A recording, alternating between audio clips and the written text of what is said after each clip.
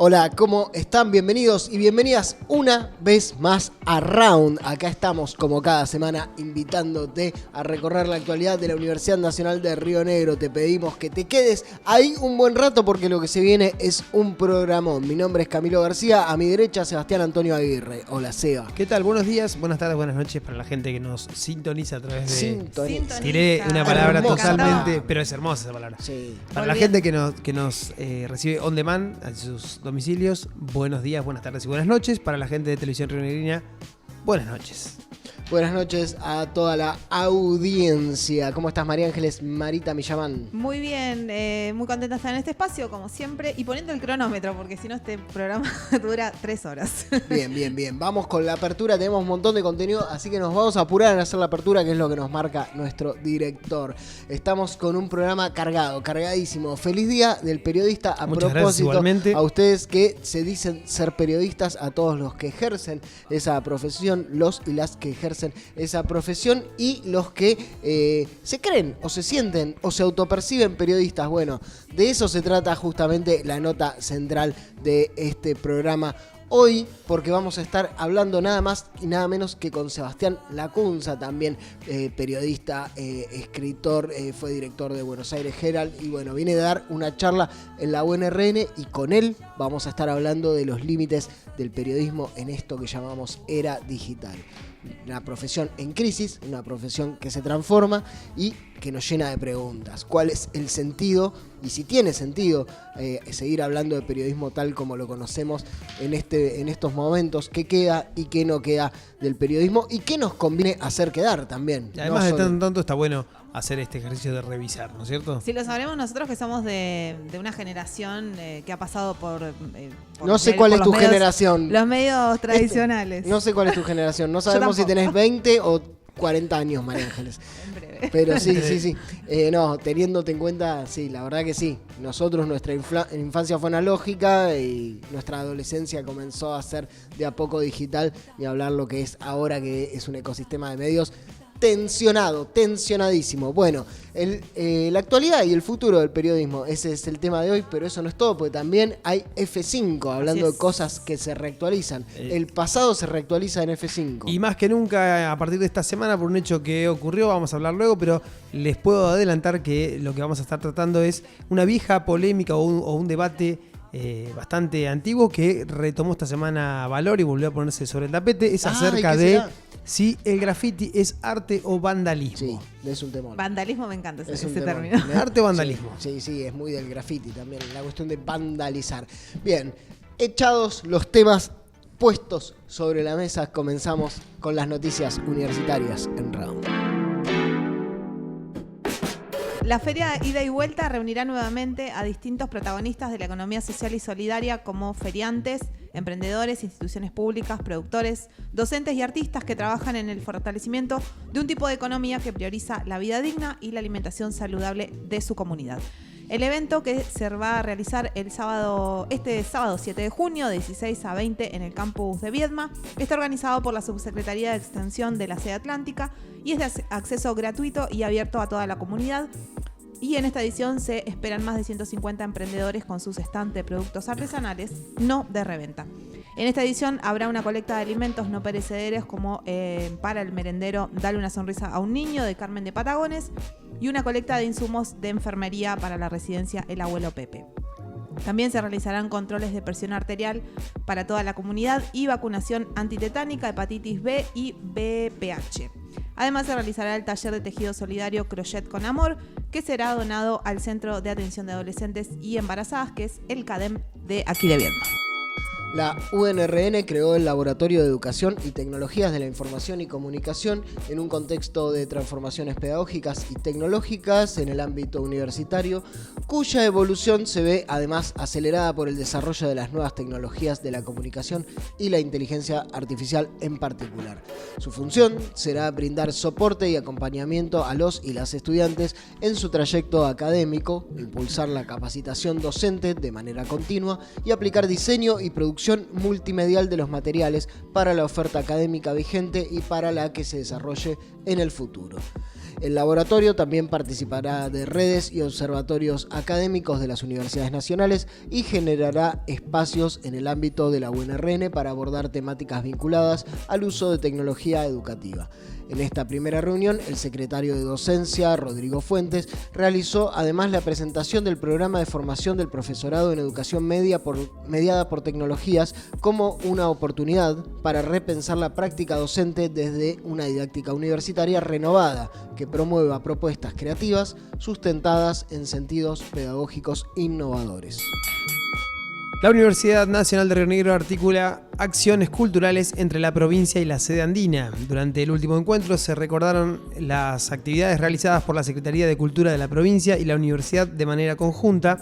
Se conversó además la posibilidad de articular acciones en el futuro para el desarrollo de nuevas cohortes de diplomaturas del área de extensión, como la diplomatura en lutería y diplomatura en indumentaria. Se dialogó asimismo acerca de las distintas actividades realizadas por las carreras de teatro de la sede andina, como funciones y talleres y la posibilidad de que puedan desarrollarse en otras localidades de la provincia. Por último, se trataron proyectos de la Subsecretaría de Extensión sobre acciones culturales en la región y se acordó una articulación con la Secretaría de Cultura para darle continuidad y potenciarlas. Estas fueron las noticias, seguimos con más Round, quédate ahí.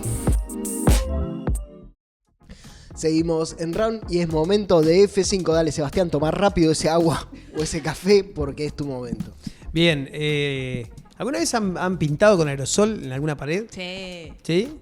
No ¿Lo han hecho? ¿Sinceramente lo han hecho? Pero Sí, no sé tendría que decir que no. la intervención. Pero sí. Lo hicieron, todos lo Con hicieron, yo lo aerosol, hice. con ¿Para qué algo. te digo que no? ¿Para qué te digo no? Nadie Sí, te sí. preguntó dónde, o sea, ese era hubiese sido Sí, el pero inconveniente. vaya. Graffiti. Pero- No importa la locación, está mal. Digo, o No sea, importa el contenido. Claro. Bien, bueno, alguna vez en la adolescencia capaz pintaron la pieza, pero bueno, diste a entender que algo malo has hecho. O algo bueno tal vez. ¿Por qué digo esto? Yo sentía Porque, que estaba expresándome. Pero bueno. bueno, ¿lo ves como una forma de expresión? ¿Lo ven como una forma de Sí, expresión? ¿O obvio. lo veían como algo...? El dueño del paredón no pensaba lo mismo. Igual tuve que resarcir mis daños. Y es Bien. un poquito Algunas polémico. pintadas todavía persisten. ¿Cómo? Es un poquito polémico. Digo, tal vez para el dueño de la pared o el dueño de esa locación, pero ¿Es una forma de arte? No Bueno, lo sé. diste en la tecla con el asunto de la columna de hoy que tiene que ver con eso, justamente, con si el graffiti es arte o es vandalismo. Es un viejo debate que vuelve esta semana a ponerse otra vez sobre el tapete. ¿Por qué? Porque esta semana reapareció Banksy. Banksy apareció, para quienes no lo conocen, Banksy es un artista callejero. Banksy. Bien. Banksy, que no sabemos el nombre real, es un artista callejero, anónimo, así como Daft Punk, que nadie sabe quiénes son, pero tocan música y la gente lo sigue. Bueno, Banksy es un artista callejero, estamos viendo ahí algunas de las imágenes, y reapareció en Marsella con una pintada. Él suele hacer todo tipo de pintadas sobre obras que tienen... mirá, digo obras porque yo ya lo considero, pero grafitis que tienen calidades de... afiches de protesta, porque siempre pone algún detalle político en sus actos de grafitear. Y esta semana apareció y fue noticia, explotaron las redes, porque además ocurre eso. Él, cada vez que, hacía mucho que no lo hacía, pero cada vez que aparece con alguna obra, le saca una foto, la sube a su Instagram, a la cuenta de Instagram, y no dice dónde es. Y la gente es como que sabe que está la obra, tiene que buscarla, los que la encuentran empiezan a subir, se sacan fotos, como estamos viendo por ahí. Claro. Los medios llegan, cubren la situación. Y reavivó el hecho de que esta pintada es arte, es vandalismo. ¿De qué estamos hablando? Y bueno, un poquito la gente empezó a opinar en redes sociales y se abrió nuevamente el debate.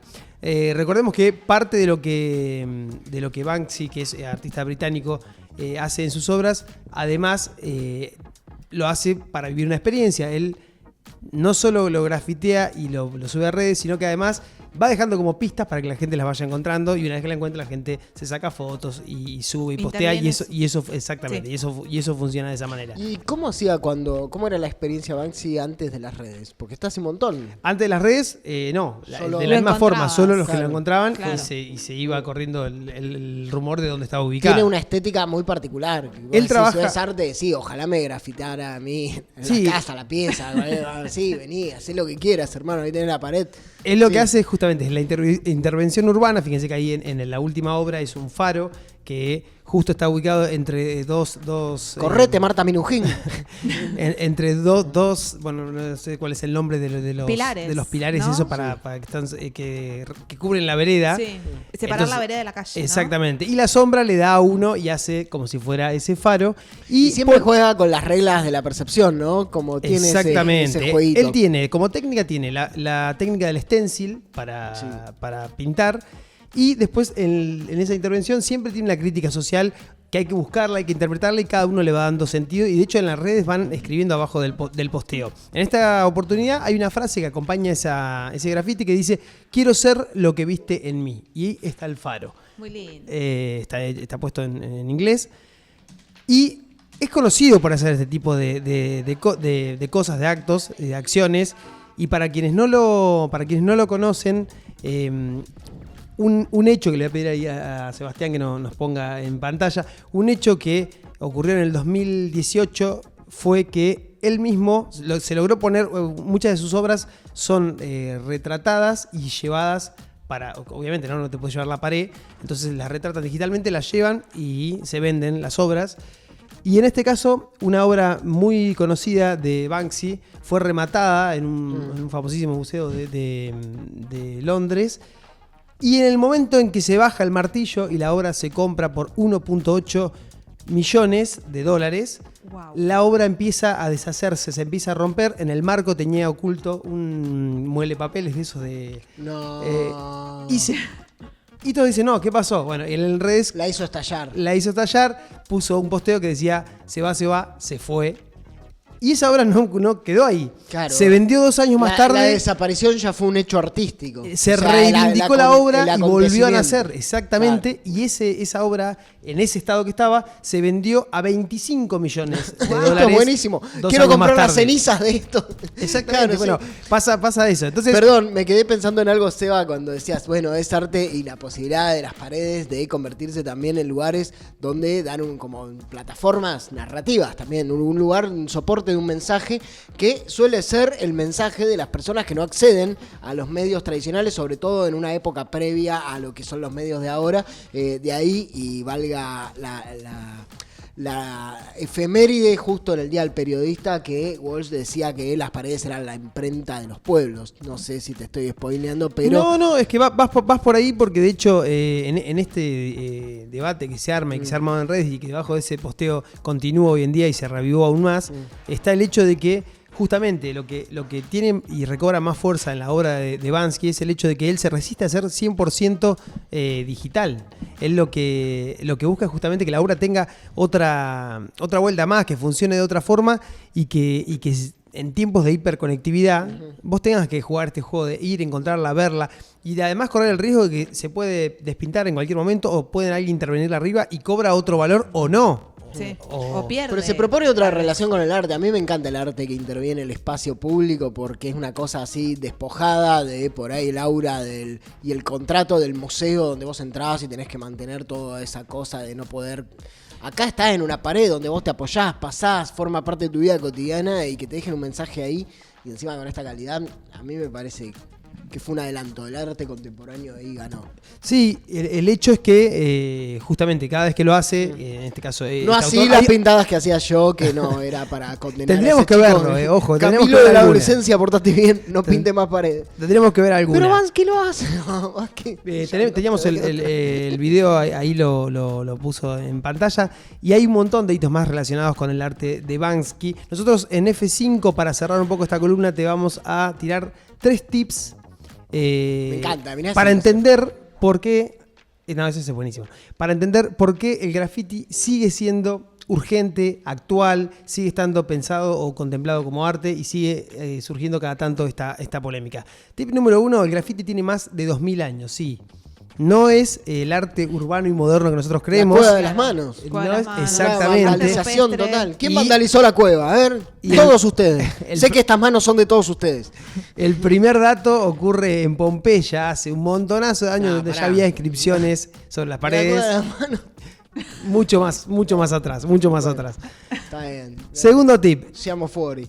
Sí, el graffiti moderno nace en Nueva York, ya estamos hablando a mediados de la década del 60, donde los trabajadores que tomaban los subtes, los metros, claro, escriben las paredes, escribían señales de protesta en los vagones, claro, en las máquinas del subte, y cobra un perfil y tiene una onda más como la conocemos hoy, ¿no? El vagón vandalizado tiene un sentido particular, me parece, en la cultura graffiti, ¿no? Pintar vagones de tren. Y eran en la década del 60 eran como los primeros lugares donde la policía no te encontraba, se metían ahí, pintaban todos, se iban, era como un lugar más fácil de grafitear. Claro. Las paredes, bueno, hoy sería difícil, pero hoy ve por ahí gente que está haciendo pinturas, pero distinto es ver grafiteando algo. Por lo general siempre se hacen de noche, al día uno amanece y están esas pintadas.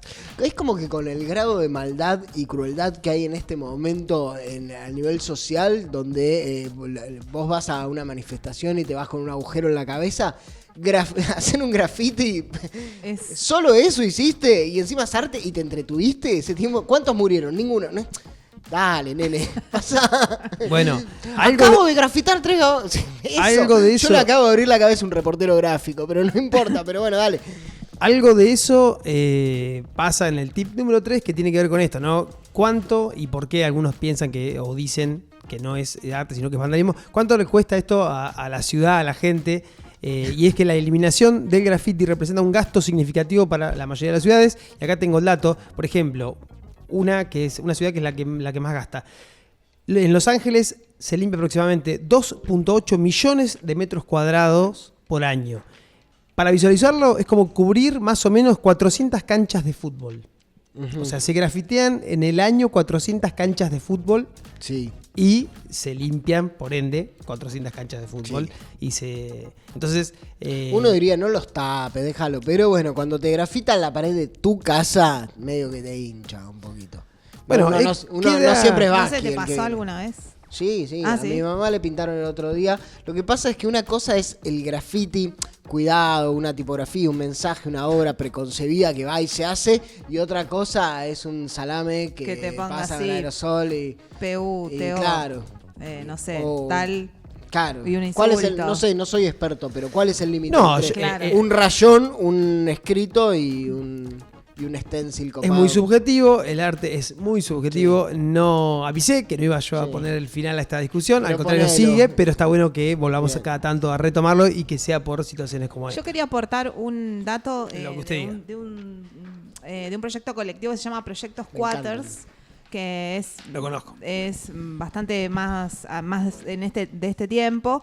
Ellos son un colectivo de contrapublicidad, artivismo y educación. Y lo bueno de esto es que tienen este proyecto colaborativo. Artivismo, me encantó la palabra. Artivismo, sí.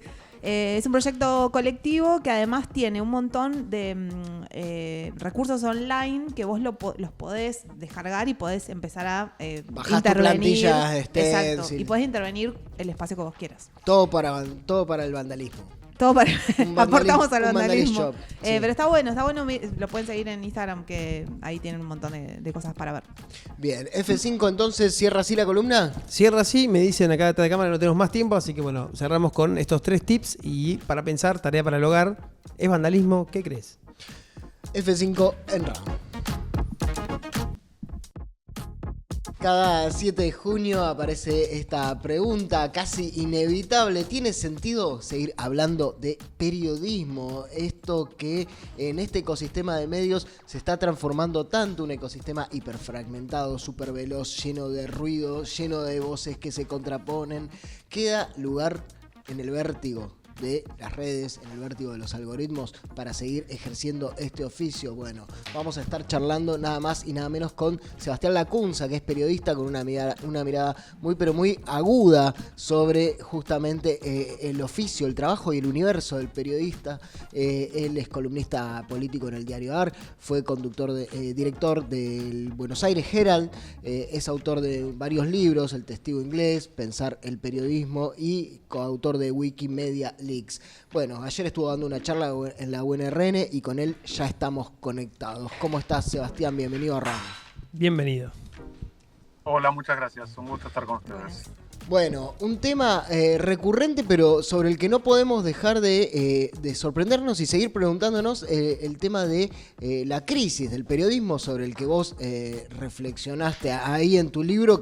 En uno de tus libros te centrás justamente en lo que es esta crisis. Pero, ¿de qué crisis hablamos? Porque es difícil de agarrarlo el tema. ¿Es una crisis narrativa, una crisis ética, una crisis económica? ¿Por dónde pasa la crisis del periodismo? En principio diría que por la pérdida de un sitial que tuvo el periodismo durante muchas décadas, sobre todo en el siglo XX, y hace un tiempo comenzó un declive importante, que se traduce de múltiples maneras. Una importante hoy está expresada por la precarización laboral, los bajos presupuestos en las redacciones, y eso tiene razones económicas, pero también razones del lugar que ocupa el periodismo, que se ha visto erosionado en las últimas décadas, ¿no? Particularmente en la última década y media, pero en las últimas décadas. Digamos, cuando decimos que perdió un sitial, era porque de alguna manera se había dado el rol, se presentaba como un intermediario entre el poder y el público, o entre lo noticiable y las lecturas, y eso de alguna manera las redes lo desordenaron, cambiaron algunos estamentos. Algunos gobiernos emprendieron una disputa por ese lugar, con mejores y mejores argumentos, con mejores y peores armas, pero ocurrió, y eso va de suyo que fue porque vieron gobiernos, campo propicio para eso, digamos, porque ya estaban de alguna manera los medios y los periodistas perdiendo, entre comillas, prestigio. Entonces, bueno, también hay un cambio en las rutinas de lectura, en lo que los públicos están dispuestos a pagar para ser informados, digamos, para acceder a las noticias. Eso cambió, Internet de alguna manera lo desbarató.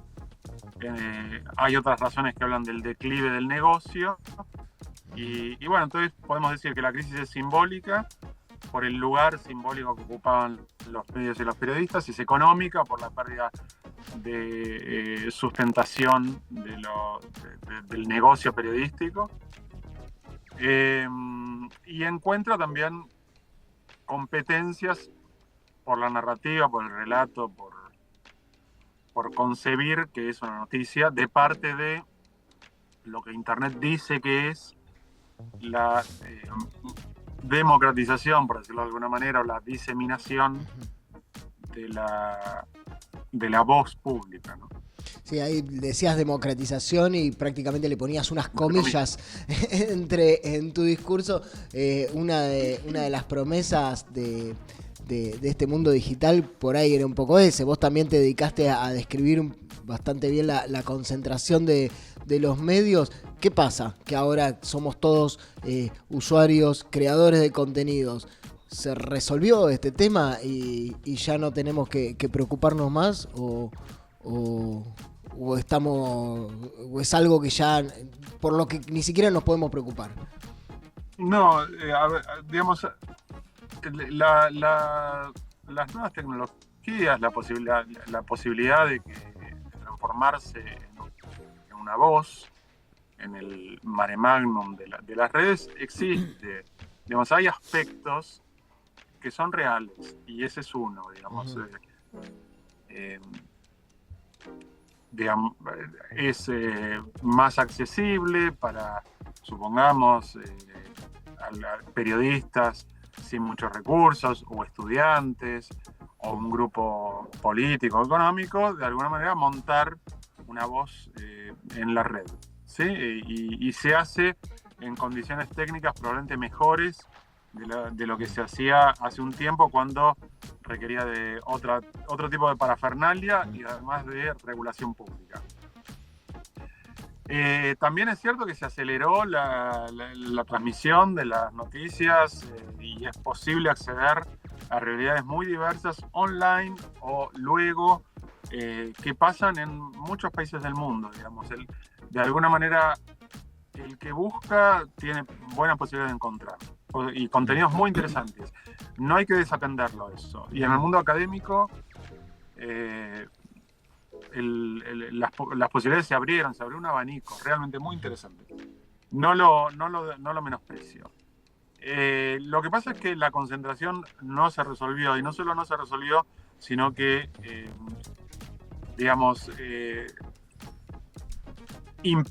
imperaron nuevos actores, de los dueños de los caños de Internet, de los que lograron imponer sistemas de comunicación y que adquirieron un poder omnímodo.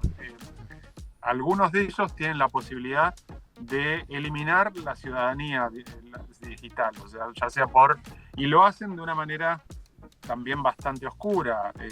Entonces, cuando hay alianzas entre los poderes concentrados que siguen existiendo, sobre todo en Argentina, y que tienen mucho peso, con algunos de los dueños de los caños de Internet, puede ser realmente muy peligroso. Está el papel del algoritmo y de la forma de organización de las prioridades, de lo que es visible, de lo que se debate, de lo que penetra por los cuatro costados, aunque uno no quiera. Digamos, eso es realmente peligroso y probablemente más peligroso que antes. Bien. Hablábamos recién, comentaban, y en este devenir de lo que es el rol del periodismo, de lo que es el cambio de la mirada también, y encontrarnos ahora también con una audiencia que también participa, con prosumidores, ¿no? ¿Cómo ves, Sebastián, esta relación actual entre periodismo y audiencias? ¿Se rompió algo? ¿Sigue igual? ¿Sigue estando la credibilidad de la audiencia sobre el periodismo? En un momento el Cuarto Poder ha llegado a ser el primero, si hablamos de los 90, un poco más atrás. Y hoy en día, ¿cuál es el rol que le ocupa? Y si esa relación con la audiencia, ¿en qué estado está? Bueno, en principio, las encuestas, por norma, hay que tomarlas con pinzas, pero hay unas cuantas que dicen que el papel de la credibilidad y del prestigio que está muy erosionado. Y eso hasta puede ser bueno, ¿no? Está bien, es positivo que de alguna manera haya lectores que imponen una barrera de desconfianza, porque la credulidad antes en determinados medios o periodistas que realmente fueron farsantes de la profesión, que apoyaron dictaduras, etcétera, etcétera, no era algo muy sano para la democracia, ¿verdad? Uh-huh. Ahora, también es cierto que decimos hay una promesa de democratización de Internet y una especie de ida y vuelta. Y en ese punto me parece que hay también un uso de los medios de mucha selectividad, de a qué audiencia se sube al barco, digamos, a quién le prestamos atención, y ahí hay bastante hipocresía, digamos, ¿no? Cierto aplastamiento de la calidad del discurso, muchas veces, digamos, con la excusa de la comunidad, de integrar a la comunidad, ¿no? Entonces, hay un deterioro. Milei no es ajeno a esa vertiente, digamos, lo grosero, lo vulgar, lo amenazante, lo violento del discurso de Milei no queda en Milei, sino que está presente en la sociedad y en los medios y en las nuevas circulaciones de los medios, muy marcadamente. Entonces, nuevamente, digamos, no hay que dejar de ver aspectos positivos, porque en el camino de reubicar a los medios en un lugar simbólico menos, y a los periodistas menos intocable, y las redes cumplen una tarea, porque a veces desde una cuenta desde una reacción en Twitter, por ejemplo, ante un error periodístico o una operación periodística, cumple un papel. Antes eso encontraba varias barreras, ¿no? La posibilidad de que la voz del público, de las audiencias, tuviera visibilidad. Antes de los medios se las podían ingeniar más para tapar el muerto con los diarios y hacer como que no pasó nada. Ahora es bastante más difícil y eso, diría, es un punto positivo. Bien, en el comienzo de esta charla decías que también hay una oportunidad en esto de la búsqueda del nuevo rol del periodismo, sobre todo en lo que respecta a la formación. ¿Qué te parece o qué te gustaría que se modifique, que cambie en la formación de periodistas? No sé si hace falta más historia, más calle, más tecnología, si es importante que el relato esté bien construido. Decías que hay un montón de contenido que anda circulando en la red que es muy interesante y coincido, hay un montón de contenido que está circulando, que está muy bien hecho, muy bueno, que es atrapante. Pero ¿qué te parece que sería importante en el rol del periodista en formación que se aplique? Mira, mi respuesta es muy parcial, porque yo estudié en la Universidad de Buenos Aires ya hace bastante tiempo, y lo que si bien estoy siempre que puedo vinculado a la universidad pública, no soy una voz autorizada para hablar de programas de las universidades públicas o de las universidades en general. Grosso modo te podría decir que la Universidad de Buenos Aires daba una formación en contenido crítico, en teórica, muy interesante, muy edificante, muy necesaria, que en el momento en que la estudias a veces decís, hace falta, ¿por qué? ¿Para qué? Y bueno, es como todo, el conocimiento, digamos, va decantando con los años y la elaboración de ideas más complejas, de meterse en debates más complejos, te acompaña toda la vida. Y yo diría, dada digamos, el lugar de privilegio que tiene el periodista en el mercado de la opinión pública, que aún con pérdida de ese prestigio sigue teniendo posibilidades, y es una obligación la formación profunda, que me parece que en Argentina dan sobre todo las universidades públicas, no solo las universidades públicas, pero principalmente las universidades públicas. Le faltó a mi cursada de la UBA hace ya mucho tiempo herramientas vinculadas al oficio, al mejor decir, al mejor hacer. Sí, le faltaron. Entonces, incluso después de mi cursada, la universidad tuvo bastante más recursos. Entonces entiendo que, y se ve en muchísimas universidades públicas de las provincias argentinas, que hay una dotación de recursos interesante en cuanto a estudios, etc. Entiendo que siempre es difícil, que hoy en día les cuesta pagar la luz, a mí no se me escapa nada de eso. Pero realmente la universidad pública adquirió un equipamiento muy interesante. Entonces yo diría, para resumir, la mirada crítica que brinda, hasta donde yo sé, la universidad pública tiene que estar. Es ineludible. Y bienvenida a la tradición de la Universidad Pública Argentina. Lo otro debe estar también. La parte de la enseñanza del oficio, de las herramientas para decir, tiene que estar. ¿Te parece, Sebastián, en relación a eso? Y hablabas de un mercado ahí de la palabra y cuánto estaba el usuario dispuesto a invertir en eso. Que esa mirada crítica hoy es valorada como tal, pensando en la cantidad de voces y la facilidad y la pérdida de jerarquía, ¿no? Cualquiera puede agarrar una tecnología y producir discurso, transmitir.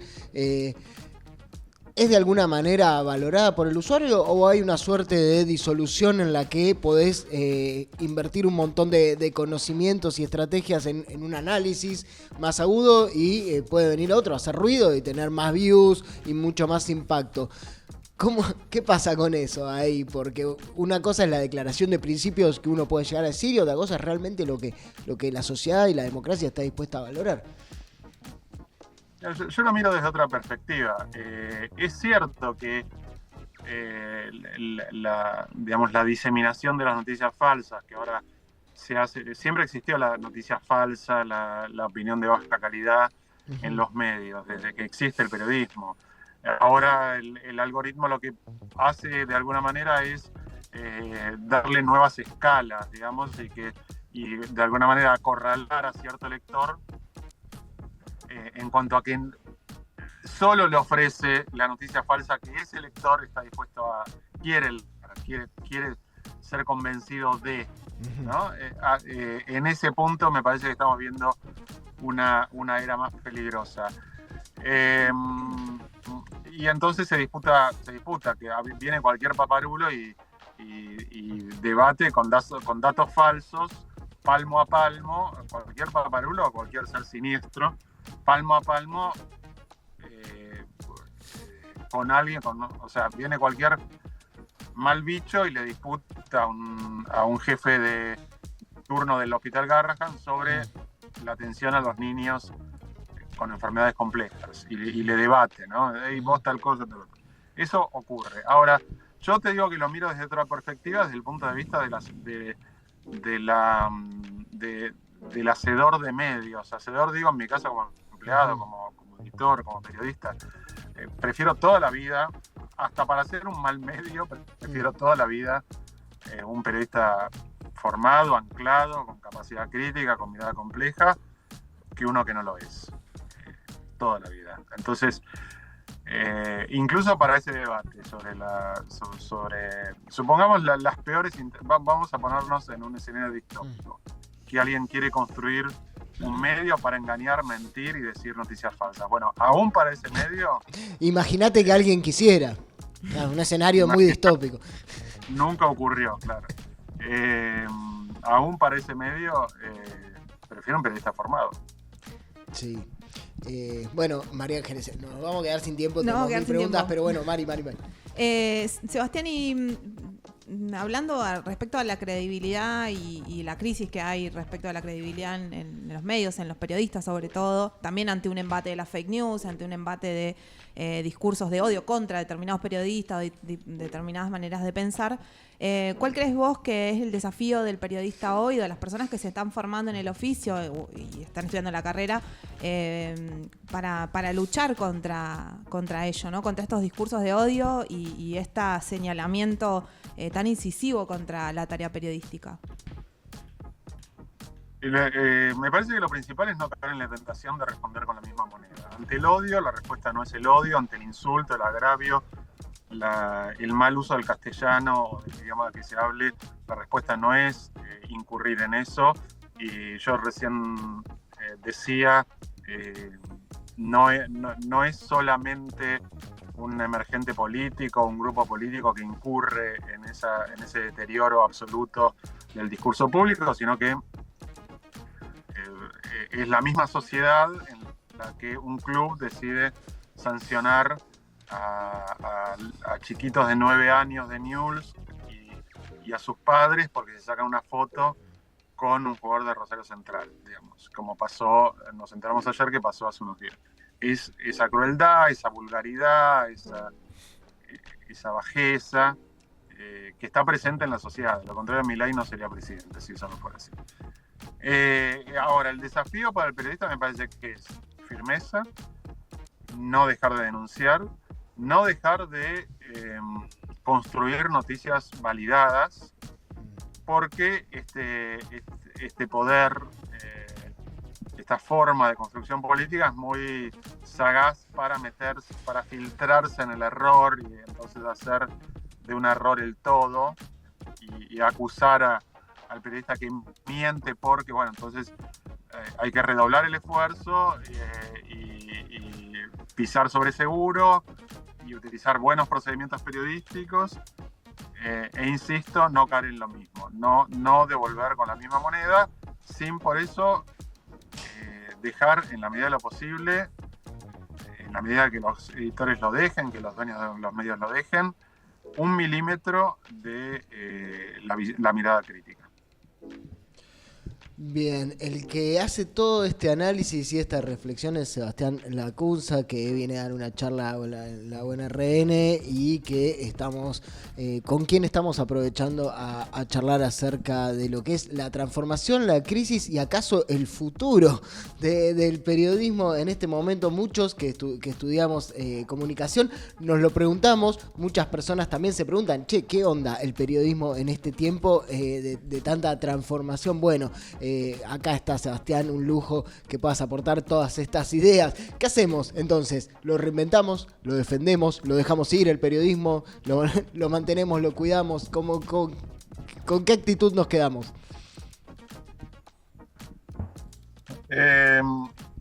Y con todo eso, con la necesidad de reinventarse y de reinventar el periodismo, con cuidar lo conseguido, con cuidar valores que tiene la democracia argentina en cuanto a la libertad de expresión, en cuanto a la diversidad, la pluralidad. Obviamente, ante un proyecto autoritario como el que se presenta hoy en Argentina, el riesgo de que avance en contra de la democracia existe, por lo cual hay que estar muy atento, porque eso va a significar una cosa, va a ser qué sé yo, pelear por un periodismo de calidad, y otra cosa va a ser pelear por la libertad de expresión, ¿no? O pelear por un periodismo menos concentrado y cuidar que no maten a un fotógrafo. Digamos, son diferentes estándares, diferentes umbrales, diferentes desafíos que se presentan para la sociedad argentina y para el periodismo en particular. Y luego diría también, no perder la perspectiva, no creer que siempre todo el tiempo pasado fue mejor. Sepamos que hubo un periodismo que avaló un genocidio en Argentina, una dictadura atroz, una dictadura que con miles de desaparecidos, con un relato periodístico cómplice, mayormente cómplice, abrumadoramente cómplice, que hizo en aquellos años el peor periodismo posible. Hubo excepciones, por supuesto, pero grosso modo fue un pésimo periodismo. Entonces, no dejar de ver, me parece que también hay algunos emergentes, no en vano, ya hace décadas que las universidades públicas están formando profesionales, eso habla de un presente y también de un futuro, esa fuerza, esa energía formada va a estar. Entonces, bueno, hay algunas cosas del presente que también la capacidad que tienen las nuevas generaciones de hablar en diferentes lenguajes, de agarrar un micrófono, encender la cámara y salir al aire. Me parece que esa es una creatividad muy interesante. Entonces, bueno, por eso, la mirada para mí no tiene que ser apocalíptica. El mensaje y la reflexión es de Sebastián Lacunza, agudo, muy claro para hablar de un tema extremadamente complejo en muy pocos minutos. Sebastián Lacunza, muchísimas gracias por atendernos, hacerte un rato ahí en la agenda y bueno, por estas ideas en un día tan especial. Estamos saliendo al aire como es el Día del Periodista en Argentina. Gracias a ustedes. Hasta la próxima. Pasaba ahí.